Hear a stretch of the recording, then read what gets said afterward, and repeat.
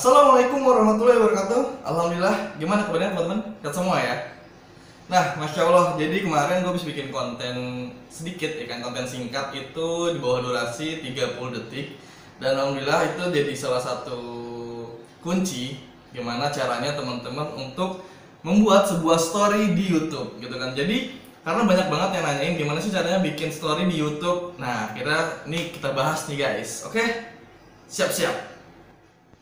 Oke, jadi teman-teman pasti harus tahu dulu ya kan, apa itu story YouTube. Jadi mungkin kalau teman-teman punya sosmed di Facebook, di Instagram itu story udah umum banget lah ya teman-teman. Tapi kalau di YouTube mungkin masih banyak banget yang nggak tahu tapi ketika kita nge-scroll gitu kan tuh banyak banget ternyata ada beberapa tab yang isinya story, tapi cuma bisa dilihat di HP, di Android atau di iOS kayak gitu guys. Dan ternyata mudah banget karena beberapa orang bilang tuh kalau misalkan buat story di YouTube harus punya 10.000 subscriber. Ternyata enggak. Ternyata cukup dengan 1.000 atau bahkan di bawah 1.000 subscriber pun bisa bikinnya.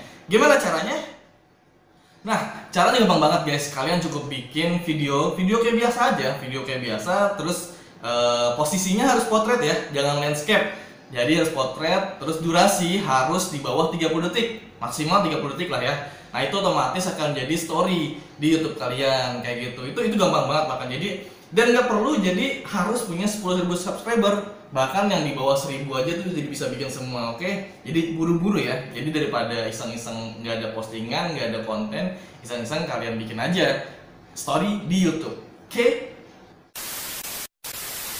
Banyak banget pertanyaan gini. Emang penting ya bikin story di YouTube gitu kan? Jawabannya buat gue adalah penting. Kenapa? Karena ternyata ada banyak yang menganalisa berapa persen jadi dari subscriber kita bertambah dengan membuatnya konten tersebut, dengan membuat konten pendek, dengan membuat story di YouTube. Jadi 8,5% subscriber bertambah per pekan dengan adanya konten tersebut. Itu sangat-sangat menjanjikan sih gue bilang. Jadi daripada kadang-kadang kan suka puyeng nih kan mikirin apa ya konten selanjutnya gitu kan, atau belum ada tema atau topik, atau lagi ribet lah dengan kesibukan lainnya untuk ngedit video. Akhirnya ya iseng aja kita bikin konten tersebut, konten yang durasi cuma 30 detik kita posting, itu otomatis akan jadi story YouTube kayak gitu. Itu penting banget guys. Jadi teman-teman kalau buat gue sih saran mewajibkan ya kalau bisa tetap bikin sih story di YouTube. Tapi ya paling penting lagi yang tadi konten kita.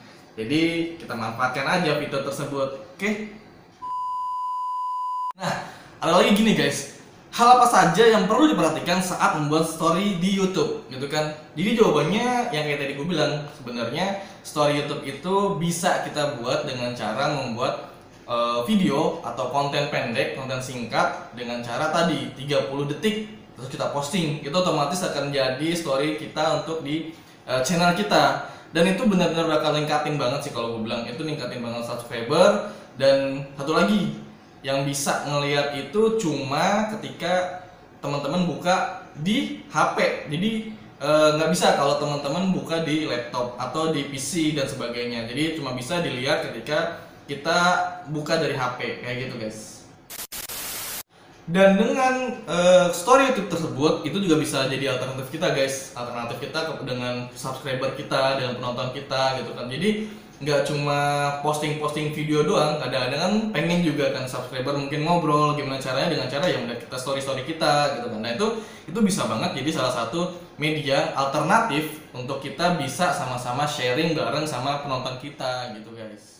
Dan tetap sama di story YouTube kita itu kita tetap bisa melihat like-nya berapa, terus bisa melihat juga komennya berapa, bisa ngebalas juga, itu tetap juga bisa sama. Karena yang tadi gue bilang itu ya sama aja kayak video-video lainnya mungkin kita buat sebagai content creator, hanya saja kontennya itu lebih pendek, cuma berdurasi 30 detikan lah ya.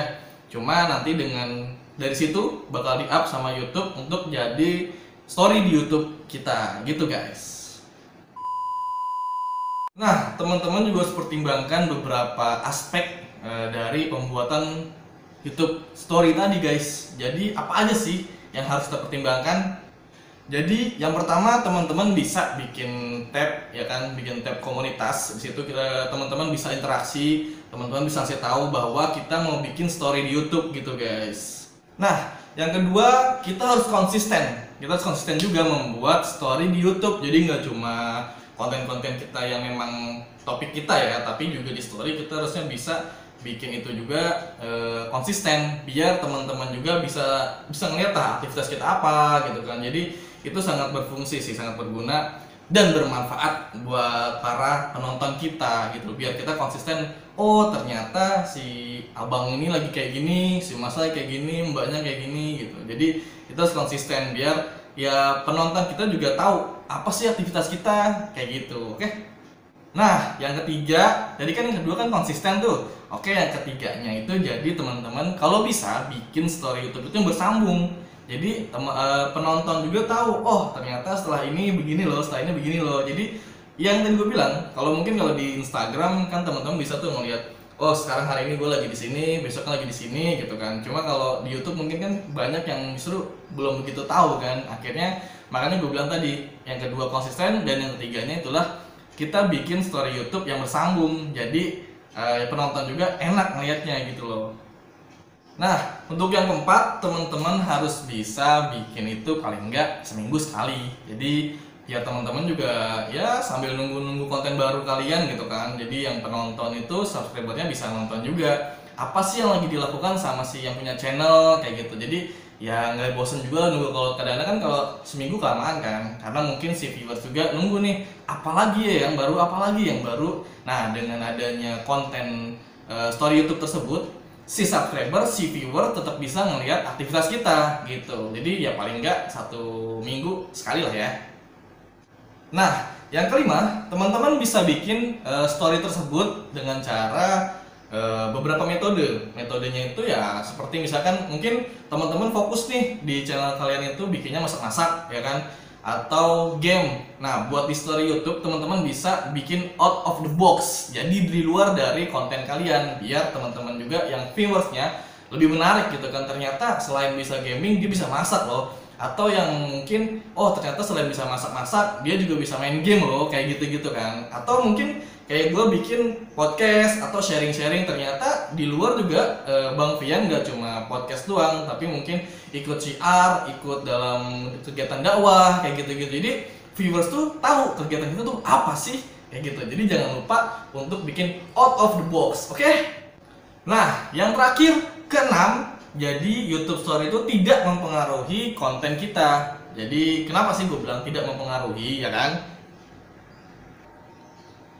Karena bisa aja gini guys, jadi beberapa subscriber, viewers kita itu justru mereka jarang nonton video kita. Tapi dengan adanya story YouTube, mereka justru kepo ketika nge-scroll gitu kan, nge-scroll halaman YouTube, terus ngeliat nih story kita, wah apa nih kok cuma sekian detik gitu. Jadi akhirnya mereka otomatis masuk ke channel kita dan ngeliat video kita gitu kan. Mungkin kadang-kadang kan suka ada kelewat tuh subscriber kita, ya bisa jadi nggak ada kuota, nggak ada wifi gitu kan. Akhirnya beberapa video kita yang telah kita buat terus terlewat sama mereka, akhirnya mereka kan kepo lagi kan tuh, mereka cari lagi, akhirnya ditonton lagi. Itu juga bisa jadi daya tarik guys.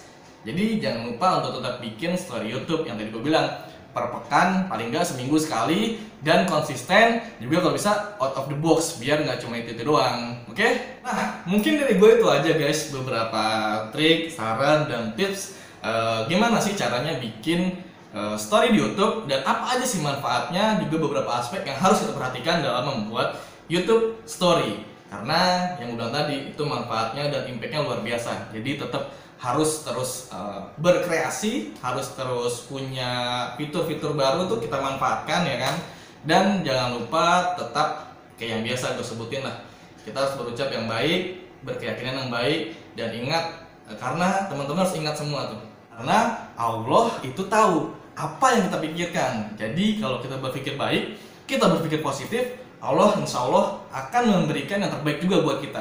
Jadi gue bilang tadi lah, buat teman-teman yang mungkin belum dimonetisasi, jangan pantang menyerah, tetap harus semangat. Dan ingatkan, bikin YouTube itu bisa juga untuk sharing dan berdakwah. Jadi jangan cuma salah-salah bikin doang, insya Allah buat yang bermanfaat buat kita juga buat umat. Oke? Assalamualaikum warahmatullahi wabarakatuh.